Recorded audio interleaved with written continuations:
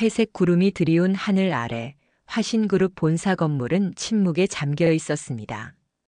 직원들은 모두 검은 옷을 입고 조용히 일하고 있었죠. 강철민 회장의 갑작스러운 사망 소식은 회사 전체를 충격에 빠뜨렸습니다. 특히 그의 아들 강민혁에게는 더욱 큰 타격이었습니다. 민혁은 창문 너머로 서울 시내를 내려다보며 깊은 한숨을 내쉬었어요. 35살 아직 회장이 될 준비가 덜 된 나이에 갑자기 모든 책임이 그에게 쏟아졌습니다. 아버지는 항상 민혁이 40이 되면 회장직을 물려주겠다고 했었죠. 하지만 운명은 그들의 계획을 비웃듯 모든 것을 앞당겨 버렸어요. 회장님, 이사회 시간입니다. 비서의 목소리에 민혁은 천천히 고개를 끄덕였습니다. 이사회실로 향하는 민혁의 발걸음은 무거웠어요. 회의실 문을 열자 그를 바라보는 10명의 이사들 눈빛이 제각각이었습니다. 응원과 기대, 의심과 경계, 그리고 적대감까지. 특히 새어머니 서미란과 이복동생 이준석의 눈빛에서는 노골적인 불만이 드러났습니다. 늦으셨네요, 회장님. 서미란의 목소리에는 가시가 돋아 있었어요. 55세의 나이가 무색할 만큼 완벽한 외모를 유지하고 있는 그녀의 붉은 입술이 비웃듯 올라갔습니다. 민혁은 대답 없이 자리에 앉았죠. 첫 이사회부터 신경전이 시작된 것입니다. 한편 화신그룹 본사 로비에서는 68살의 경비원 이정우가 모니터를 통해 사람들의 출입을 관찰하고 있었어요. 주름진 얼굴에 깊은 눈, 그는 평범한 경비원처럼 보였지만 사실은 과거 잘 나가던 변호사였습니다. 이정우는 주머니에서 낡은 사진 한 장을 꺼내 바라봤어요. 28살 젊은 여성의 사진이었습니다. 그의 손녀 이서연이었죠. 한 번도 직접 만난 적은 없지만 그는 딸을 통해 손녀의 사진을 받아왔습니다. 이혼 후 가족과 멀어진 그에게 이 사진은 유일한 위안이었어요. 오늘도 열심히 일하고 있겠지. 이정우는 중얼거리며 사진을 다시 주머니에 넣었습니다. 그가 화신그룹의 경비원으로 취직한 것은 우연이 아니었죠. 몇 달 전 그는 손녀가 이 회사에서 일한다는 사실을 알게 되었고 멀리서라도 그녀를 볼 수 있기를 바라며 이곳에 지원했던 것입니다. 이사회가 끝나고 민혁은 지친 모습으로 사무실로 돌아왔습니다. 창가에 서서 그는 다시 한숨을 내쉬었어요. 이복 동생 이준석이 인사팀과 재무팀의 이사들을 자기 편으로 만들고 있다는 것이 확인되었습니다. 새어머니와 함께 회사를 장악하려는 움직임이 분명했죠. 아버지, 어떻게 해야 할까요? 민혁은 창문에 비친 자신의 모습을 바라보며 중얼거렸습니다. 그때 사무실 문을 두드리는 소리가 들렸어요. 들어오세요. 민혁이 말했습니다. 문이 열리고 한 젊은 여성이 보고서를 들고 들어왔어요. 마케팅팀의 이서연이었습니다. 이정우의 손녀 하지만 그녀는 자신의 외할아버지가 이 회사의 경비원으로 일하고 있다는 사실을 전혀 알지 못했죠. 보고서 가져왔습니다, 회장님. 서연이 공손하게 인사했어요. 민혁은 고개를 끄덕이며 보고서를 받았습니다. 그는 이 젊은 직원이 누구인지 앞으로 그의 인생에 어떤 역할을 하게 될지 전혀 알지 못했죠. 어두운 회의실에서 서미란과 이준석은 작은 목소리로 대화를 나누고 있었습니다. 조명은 최소한으로 켜져 있었고 두 사람의 얼굴에는 음험한 그림자가 드리워져 있었어요. 이번 주말까지 준비를 마쳐야 해. 강민혁이 자리를 잡기 전에 움직여야 해. 서미란은 손톱으로 테이블을 가볍게 두드리며 말했습니다. 이준석은 서류 한 뭉치를 어머니 앞에 펼쳐 보였어요. 이건 지난 3년간 회사 자금 흐름을 분석한 내용입니다. 약 20억 원 정도가 불분명하게 처리되어 있죠. 이걸 마치 강민혁의 개인 계좌로 빠져나간 것처럼 조작하는 건 어렵지 않을 거예요. 완벽해. 단 한 번의 기회야. 실수는 용납 안 돼. 서미라는 차가운 미소를 지었습니다. 그녀의 붉은 입술이 어둠 속에서 섬뜩하게 빛났어요. 그들은 회장실에 조작된 서류를 심어 민혁에게 횡령 누명을 씌울 계획이었죠. 내부 감사팀이 갑작스러운 조사를 벌이도록 한 뒤 민혁을 회사에서 몰아내려는 것이었습니다. 두 사람은 회의실을 나서며 복도 양쪽을 경계하듯 살폈어요. 하지만 그들은 구석에 서 있는 경비원 이정우를 알아차리지 못했습니다.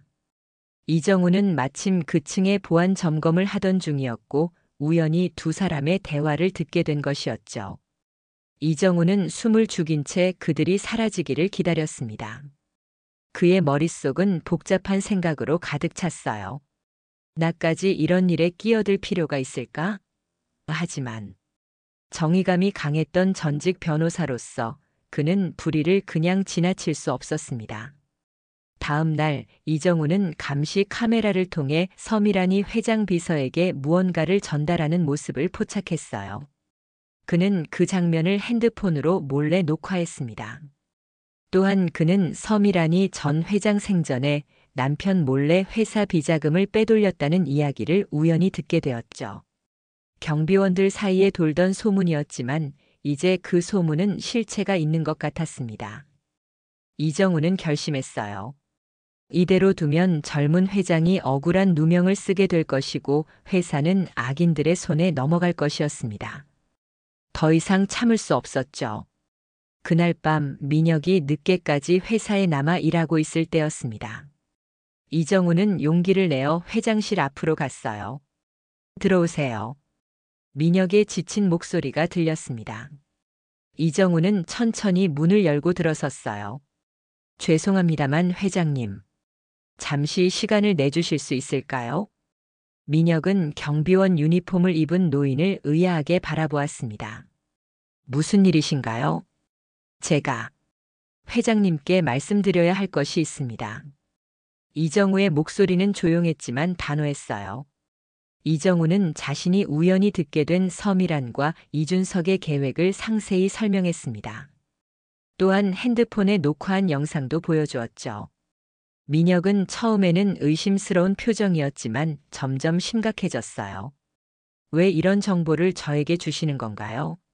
무슨 목적이 있으신가요? 민혁이 물었습니다. 이정우는 잠시 침묵했다가 입을 열었어요. 거래를 제안하고 싶습니다. 제가 회장님을 도와드리겠습니다.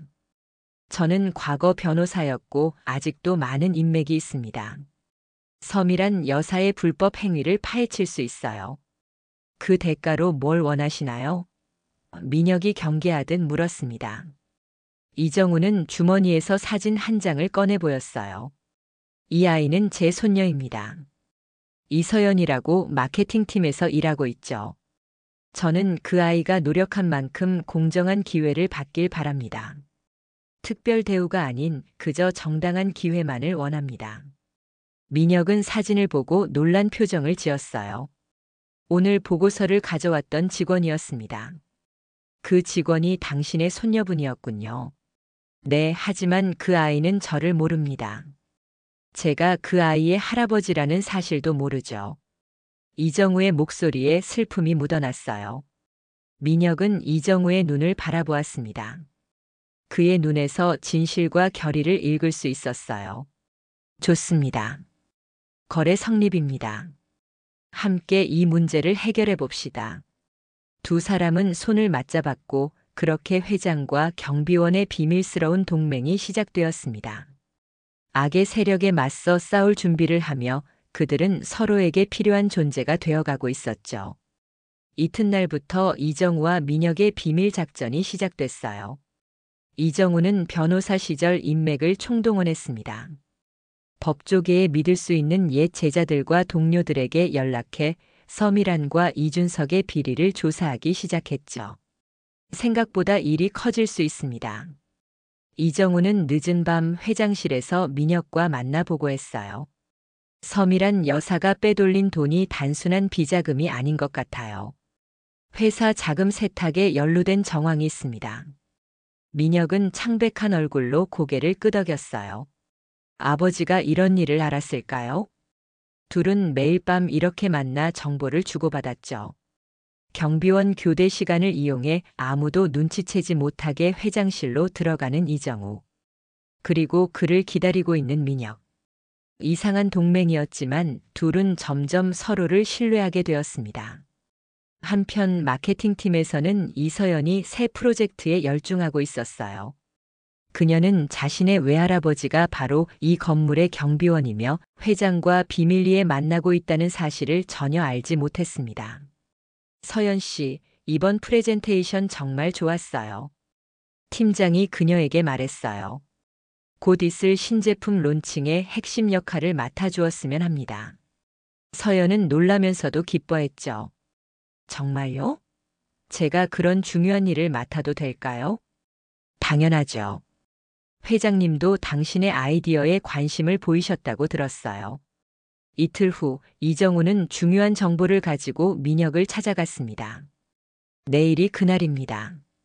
서미란 여사와 이준석 씨가 조작된 서류를 회장님 책상에 숨기고 감사팀이 급습할 계획이에요. 민혁은 심호흡을 했어요. 우리는 어떻게 대응할 건가요? 역공격을 할 겁니다. 이정우의 눈이 빛났습니다. 그들이 오기 전에 우리가 먼저 그들의 비리 증거를 감사팀에 제출할 거예요. 다음 날 아침 민혁은 일찍 출근해 감사팀장을 자신의 사무실로 불렀습니다. 오늘 특별 감사가 있다고 들었어요. 감사팀장은 당황한 기색이 역력했죠. 그게. 네, 그렇습니다만. 걱정 마세요. 제가 먼저 보여드릴 것이 있습니다. 민혁은 USB를 건넸어요. 바로 그때 서미란과 이준석이 몇몇 이사들과 함께 회장실로 들이닥쳤습니다. 그들의 얼굴에는 승리의 미소가 어려 있었죠. 하지만 그 미소는 오래가지 못했어요. 특별 감사 때문에 왔습니다. 이준석이 으스대며 말했어요. 회장님의 계좌와 관련된 중대한 의혹이 제기됐거든요. 아, 그 감사요? 민혁은 미소 지었습니다. 방금 감사팀장님과 이야기를 나누고 있었어요. 하지만 조사 대상이 바뀌었죠. 감사팀장이 서류를 들어보이며 말했어요. 서미란 여사와 이준석 이사님에 대한 특별 감사를 실시하겠습니다. 해외 계좌 은닉과 자금 세탁 의혹이 있어요. 서미란의 얼굴이 하얗게 변했습니다. 이준석은 입을 벌린 채 말을 잇지 못했어요. 동행했던 이사들은 서로를 쳐다보며 혼란스러워했죠. 회의실 밖에서는 이정우가 모니터를 통해 상황을 지켜보고 있었습니다. 그의 입가에 작은 미소가 번졌어요. 첫 번째 전투에서 승리했군. 회사는 혼란에 빠졌습니다. 특별 감사가 시작되자 서미란과 이준석은 위기감을 느꼈어요. 하지만 그들은 쉽게 물러서지 않았죠. 이건 분명 누군가의 음모야. 서미란은 자신의 사무실에서 이준석에게 말했습니다. 누가 우리의 계획을 알아냈을까? 이준석은 창밖을 내다보며 생각에 잠겼어요. 어머니, 아직 게임이 끝난 건 아닙니다. 우리에겐 이 사진 대부분 있어요. 이사회를 소집해 강민혁을 탄핵할 수 있습니다. 그래, 우리가 가진 카드를 총동원할 때가 왔어. 서미란의 눈이 위험하게 빛났어요. 그들은 즉시 행동에 나섰습니다. 이준석은 자신의 편인 이사들을 불러 비상회의를 열었고 대대적인 언론 플레이도 시작했죠. 화신그룹 회장의 경영 능력을 의심하는 기사들이 하나둘 언론에 보도되기 시작했습니다. 이런 상황을 지켜보던 이정우는 민혁에게 경고했어요. 그들이 반격을 시작했습니다. 더 강력한 증거가 필요해요. 민혁은 고개를 끄덕였습니다. 그동안 모은 증거로는 새어머니를 완전히 제압할 수 없겠군요. 그녀의 비자금에 관한 더 확실한 증거가 필요합니다. 제가 알아볼 곳이 있습니다. 이정우가 말했어요. 시간이 좀 걸릴 수도 있지만 금융 정보를 추적해 볼게요. 민혁은 이정우의 어깨를 토닥였습니다. 감사합니다. 정말 든든합니다. 한편 마케팅팀의 이서연은 갑자기 늘어난 업무와 책임에 정신이 없었어요. 하지만 그녀는 자신에게 주어진 기회를 최대한 활용하고 있었습니다. 서연 씨, 이번 프로젝트 발표 정말 훌륭했어요. 팀장이 칭찬했습니다. 회장님께서 직접 당신의 아이디어를 높이 평가하셨대요. 서연은 미소 지었지만 마음 한구석에는 의문이 있었죠. 왜 갑자기 이런 기회가 오는 걸까?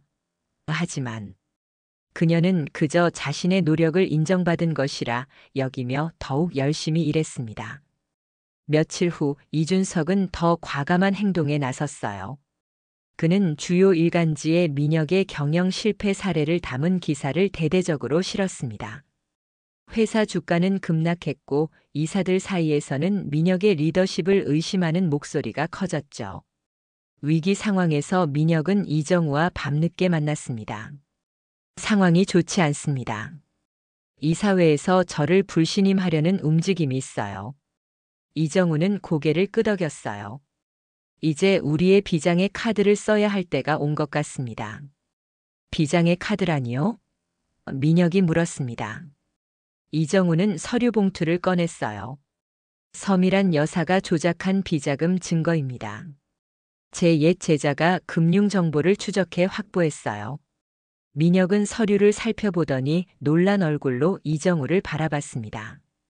이건 아버지의 사망 직전에 내 서미란 여사가 남편 명의의 계좌에서 거액을 빼돌린 증거입니다. 이제 그들을 끝장낼 때가 됐군요. 다음 날 아침 화신그룹 본사는 긴장감으로 가득 찼습니다. 서미란과 이준석에 대한 특별 감사 소식이 회사 전체에 퍼졌고 직원들은 숨죽인 채 상황을 지켜보고 있었어요. 하지만 서미란은 여전히 강력한 카드를 쥐고 있었습니다. 우리가 이대로 무너질 것 같아? 서미란은 이준석에게 차갑게 말했어요. 이미 언론에는 민혁의 무능함에 관한 기사가 나가고 있어. 이사들 대부분은 여전히 우리 편이고. 이준석은 고개를 끄덕였습니다. 내일 긴급 이사회를 소집했습니다. 과반수 이사들의 지지를 받아 강민혁을 불신임할 거예요. 그들은 마지막 승부수를 던지기 위한 준비를 시작했어요. 이준석은 주요 이사들을 직접 찾아가 민혁의 경영 실패 사례를 과장해서 이야기했고 서미라는 높은 지위에 있는 지인들을 동원해 외부 압력을 가했습니다. 민혁과 이정우도 이에 맞서 행동했죠. 이정우가 확보한 비자금 증거는 결정적이었어요. 서미란이 전 회장 사망 직전에 거액을 빼돌린 증거였습니다. 이 증거를 어떻게 활용할 계획인가요? 민혁이 물었어요. 이정우는 차분히 답했습니다. 내일 이사회에서 공개하는 게 좋겠습니다. 모든 이사들이 모인 자리에서요. 서미란 여사가 반박할 기회도 주면서. 정면 승부군요. 민혁의 눈빛이 결연했어요. 이정우는 고개를 끄덕였습니다. 네, 정면 승부입니다. 하지만 우리는 진실을 가진 쪽이에요. 그날 밤 민혁은 혼자 사무실에 남아 생각에 잠겼습니다. 아버지의 회사를 지키기 위한 싸움이 이제 막바지에 이르렀어요. 그는 창밖의 도시 야경을 바라보며 아버지를 떠올렸습니다. 아버지, 지켜봐 주세요. 제가 반드시 회사를 지키겠습니다. 이정우는 회사 경비실에서 다음 날을 위한 준비를 마쳤어요. 그는 손녀 이서연의 사진을 잠시 바라보았습니다. 곧 모든 게 끝나겠지. 그때는 그의 생각은 거기서 멈췄어요. 그는 자신과 손녀의 재회를 상상할 용기가 없었습니다. 다음 날 긴급 이사회가 소집되었어요. 회의실은 팽팽한 긴장감으로 가득 찼습니다. 서미란과 이준석은 자신감 넘치는 표정으로 입장했고 민혁도 차분한 모습으로 자리에 앉았어요. 오늘 이 자리는 강민혁 회장의 경영 능력에 대한 불신임 투표를 위해 소집되었습니다. 이준석이 먼저 발언을 시작했어요. 그는 준비해온 자료를 이사들에게 나눠주며 민혁의 경영 실패 사례를 나열했습니다. 주가 하락, 신제품 지연, 시장 점유율 감소 등을 언급하며 민혁의 리더십을 맹렬히 비판했어요. 이사들 중 몇몇은 고개를 끄덕이며 이준석의 말에 동조하는 모습을 보였습니다. 서미라는 만족스러운 미소를 지었어요. 마침내 민혁의 차례가 왔습니다. 그는 천천히 일어나 모든 이사들을 바라보았어요. 저의 경영 능력을 의심하시는 분들이 많으신 것 같습니다.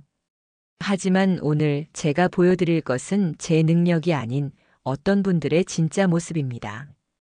그는 이정우가 준비한 서류를 모든 이사에게 나눠주었습니다. 이것은 서미란 여사가 아버지 사망 직전에 회사 자금을 빼돌린 증거입니다. 회의실이 순식간에 조용해졌어요. 모든 눈이 서미란에게 향했습니다. 서미란의 얼굴이 백지장처럼 하얗게 변했습니다. 그녀의 손이 미세하게 떨렸지만 곧 태연한 척 고개를 들었어요. 이게 무슨 터무니없는 모함입니까? 이런 조작된 증거로 나를 음해하려는 겁니까? 서미란이 목소리를 높였습니다. 민혁은 차분하게 대답했어요. 조작이 아닙니다. 모든 거래 내역과 계좌 정보가 명확히 기재되어 있습니다. 아버지가 돌아가시기 일주일 전 어머님은 스위스 계좌로 50억 원을 송금하셨어요. 그리고 이 서명은 분명 어머님의 것입니다. 이사들은 서류를 자세히 살펴보며 놀란 표정을 감추지 못했습니다. 특히 재무이사의 얼굴이 심각해졌어요. 에이, 이건 진짜인 것 같습니다. 거래 코드와 승인 번호가 모두 정확합니다. 재무이사가 말했어요. 이준석이 벌떡 일어났습니다. 잠깐만요. 이건 분명 조작된 겁니다. 누가 이런 거짓 정보를. 거짓이 아닙니다. 회의실 문이 열리며 새로운 목소리가 들렸어요. 이정우가 변호사 3명과 함께 들어섰습니다. 그는 더 이상 경비원 유니폼을 입고 있지 않았어요. 대신 단정한 정장 차림이었습니다. 이 사람은 한 이사가 놀라서 중얼거렸어요. 이정우 변호사입니다. 한때 국내 최고의 금융 전문 변호사였죠. 민혁이 소개했습니다. 그리고 이분들은 금융감독원과 검찰청에서 오신 분들입니다. 서미란이 자리에서 일어나려 했지만 다리에 힘이 풀린 듯 비틀거렸어요. 이준석이 재빨리 그녀를 부축했습니다. 이정우는 추가 서류를 이사들에게 나눠주었어요. 이것은 서미란 여사와 이준석 씨가 지난 3년간 회사 자금을 개인 용도로 사용한 증거입니다. 모든 장부 조작과 불법 거래 내역이 포함되어 있습니다. 회의실은 완전한 침묵에 빠졌어요. 배신감에 찬 이사들의 시선이 서미란과 이준석에게 향했습니다. 그동안 그들의 말만 믿고 따랐던 이사들이었죠. 이게 사실입니까? 한 이사가 서미란에게 물었어요. 서미란은 대답하지 않았습니다. 그녀의 침묵이 모든 것을 말해주었어요.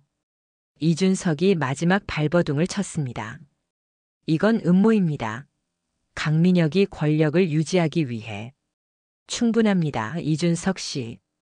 가장 연장자인 이사가 말을 자르며 일어섰어요. 오늘의 불신임 안건은 기각됩니다. 오히려 서미란 여사와 이준석 이사의 모든 권한을 정지시키고 특별감사를 진행하는 안건을 상정합니다. 대부분의 이사들이 찬성 의사를 표했습니다. 서미란과 이준석의 추락은 순식간이었어요. 그들이 그토록 공들여 쌓아올린 권력이 한순간에 무너져 내렸습니다. 이사회는 여기서 마치겠습니다. 서미란 여사와 이준석 이사는 조사가 끝날 때까지 회사 출입이 제한됩니다. 의장이 선언했어요. 회의가 끝나고 서미란과 이준석은 경호원들의 안내를 받으며 회사를 떠났습니다. 그들의 얼굴에는 분노와 절망이 교차했어요. 민혁은 이정우에게 고개를 숙여 감사 인사를 했습니다. 정말 감사합니다. 선생님 없이는 불가능했을 겁니다. 이정우는 미소를 지었어요. 이제 약속을 지킬 차례군요. 물론입니다. 이서연 씨에게 그녀의 능력에 맞는 공정한 기회를 제공하겠습니다. 민혁이 대답했어요. 이정우는 잠시 망설이다가 물었습니다. 혹시 그 아이에게 제가 누구인지 말할 계획은 없으시죠? 민혁은 이정우의 눈을 바라보았어요. 그 눈에는 슬픔과 그리움이 가득했습니다. 그건 선생님의 결정에 달려 있습니다. 하지만 가족은 언젠가는 재회하는 법이죠. 이정우는 깊은 생각에 잠긴 채 고개를 끄덕였습니다. 그에게는 아직 준비가 필요했어요. 갑자기 나타나 외할아버지라고 밝히는 것보다 조금 더 시간을 두고 자연스럽게 다가가고 싶었습니다. 회사 밖에서는 기자들이 서미란과 이준석의 퇴출 소식을 취재하기 위해 몰려들고 있었어요. 화신그룹의 새로운 시대가 시작되고 있었습니다. 몇 주가 지나고 화신그룹은 점차 안정을 되찾아갔습니다. 서미란과 이준석의 비리가 언론에 공개되면서 처음에는 회사 주가가 하락했지만 민혁의 강력한 리더십과 투명한 경영 약속으로 시장의 신뢰를 회복해가고 있었어요. 민혁은 약속대로 이서연에게 더 많은 기회를 제공했습니다.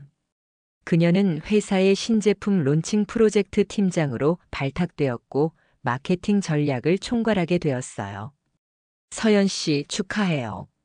이번 프로젝트는 우리 회사의 미래가 걸린 중요한 일이에요. 마케팅 본부장이 그녀에게 말했습니다. 서연은 기쁨과 동시에 약간의 의구심을 느꼈어요.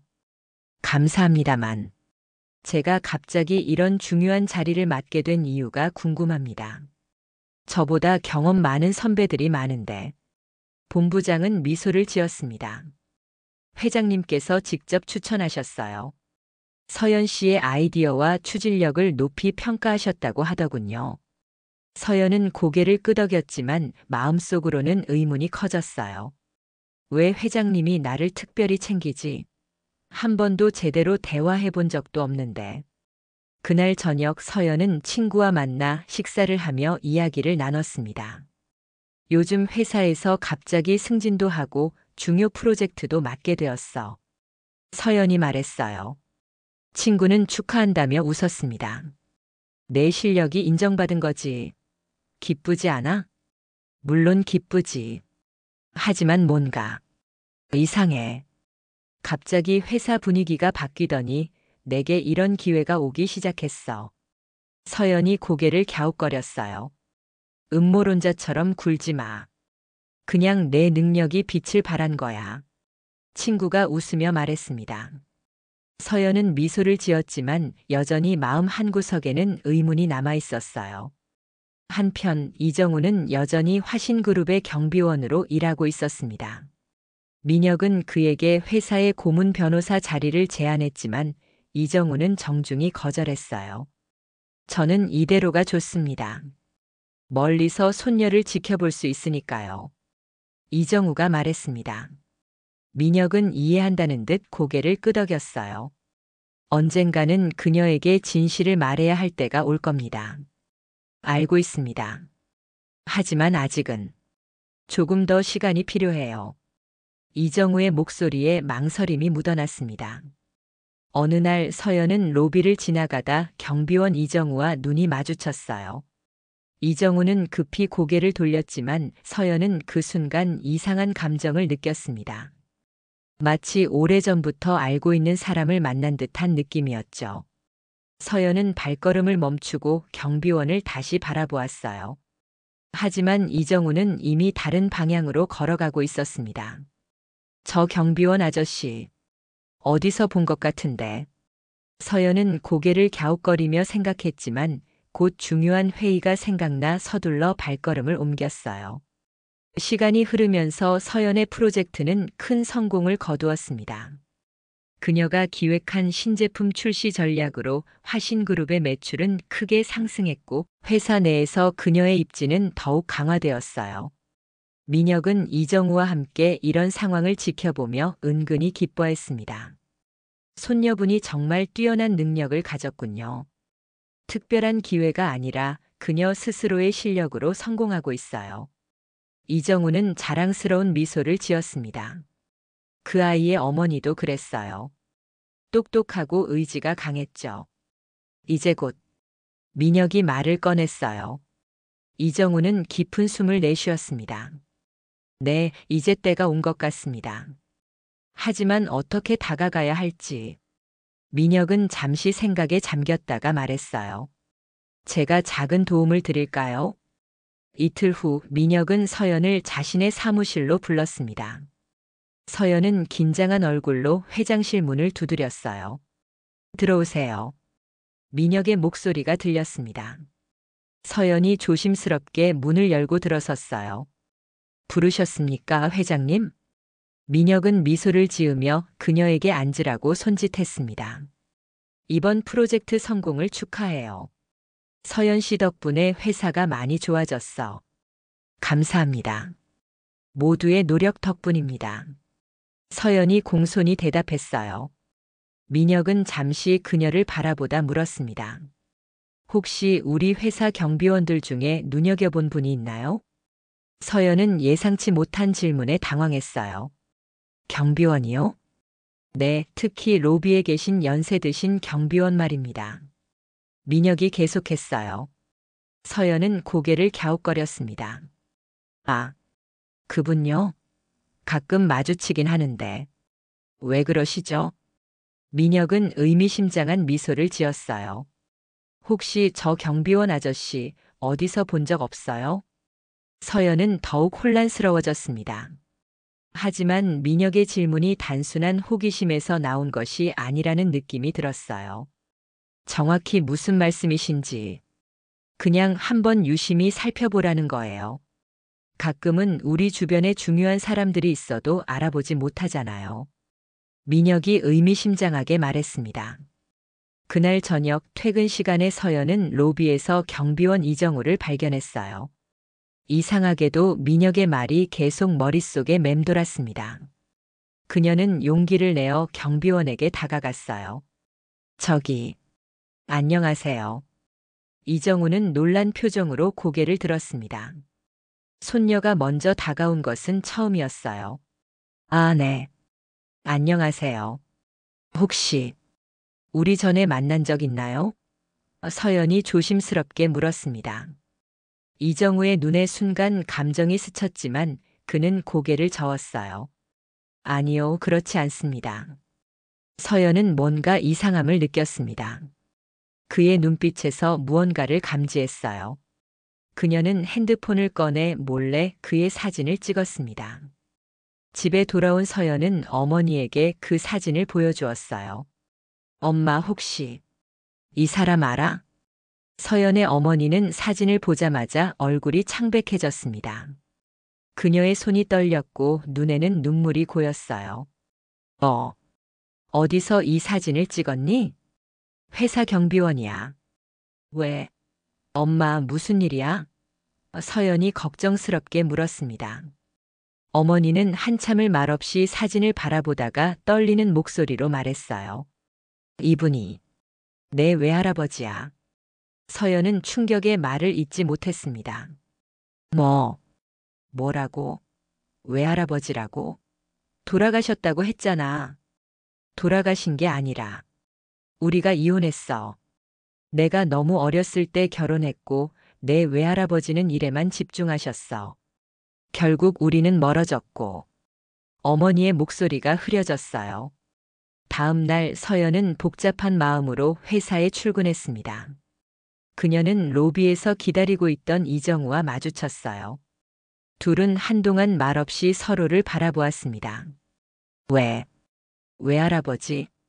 서연의 목소리가 떨렸어요. 이정우의 눈에 눈물이 고였습니다. 서연아. 그 순간 오랫동안 단절되었던 두 사람의 마음이 이어졌어요. 서연은 천천히 다가가 이정우의 손을 잡았습니다. 말없이 하지만 그 손길에는 수많은 이야기가 담겨 있었죠. 그날 저녁 이정우와 서연 그리고 서연의 어머니는 함께 식사를 했어요. 처음에는 어색했지만 점차 오래된 이야기들이 풀려나왔습니다. 웃음도 나오고 눈물도 흘렸죠. 왜 이제야 나타나신 거예요? 서연이 물었어요. 이정우는 부끄러운 듯 고개를 숙였습니다. 용기가 없었어. 내가 너희를 버린 것과 다름없었으니까. 그저 멀리서라도 너를 보고 싶었단다. 그런데 어떻게 회사에 취직하신 거예요? 서연이 궁금해했어요. 우연히 내가 화신그룹에 입사했다는 소식을 들었어. 그래서 나도 경비원으로 지원했지. 너를 멀리서라도 볼 수 있다면 그걸로 충분했어. 이정우가 미소 지었습니다. 햇살이 비치는 공원에서 세 사람은 함께 걸었어요. 이정우는 조심스럽게 서연의 손을 잡았고 서연도 그 손을 따뜻하게 잡아주었습니다. 많은 시간이 흘렀지만 인연은 끊어지지 않았던 거죠. 민혁은 멀리서 그들을 바라보며 미소 지었어요. 그는 이정우에게 했던 약속을 그리고 그 이상을 지켰습니다. 회사는 다시 안정을 찾았고 이산 가족은 제외했어요. 사람은 누구나 인연을 다시 만날 기회가 있다. 하지만 그 기회를 놓치지 않는 것이 중요하다. 이정우는 마음속으로 생각했습니다. 서울의 햇살이 세 사람의 모습을 따뜻하게 비추었어요. 새로운 시작, 그리고 오래된 인연의 회복. 이제 그들에게는 함께할 시간이 많이 남아 있었습니다. 외할아버지, 우리 앞으로 자주 만나요. 서연이 밝게 웃으며 말했어요. 이정우는 행복한 미소를 지으며 고개를 끄덕였습니다. 그래, 그러자. 이제 다시는 헤어지지 말자. 그렇게 오랜 그리움과 아픔을 뒤로하고 그들의 새로운 이야기가 시작되었습니다.